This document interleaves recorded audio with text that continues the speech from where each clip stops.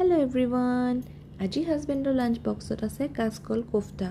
Boil কৰা কাচকল আৰু আলু মেশ কৰি তাতে দিছোঁ মই নিমখ, জিৰা আৰু অকণমান পিঠাগুড়ি একচুৱেলি ইয়াতে দিব পাহৰি গ'লোঁ আজি, সেইকাৰণে অকণমান খেলিমেলি এটা হয় বাৰু।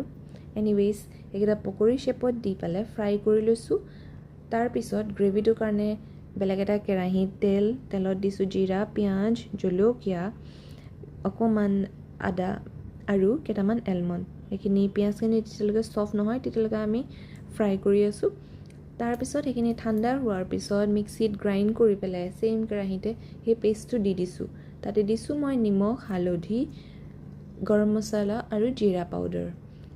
ভালকৈ মিক্স কৰি পেলাই যেতিয়াতো কালাৰটো চেঞ্জ হৈ যাব তেতিয়া আমি পকৰিকেইটা দি দিছোঁ।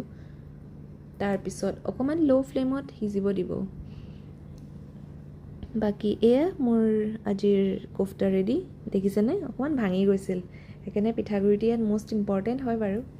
আৰু লগত দিছোঁ মই ৰাইচ, ডাল আৰু চালাড। এয়াই আছিল আজি হাজবেণ্ডৰ লাঞ্চ বক্সত।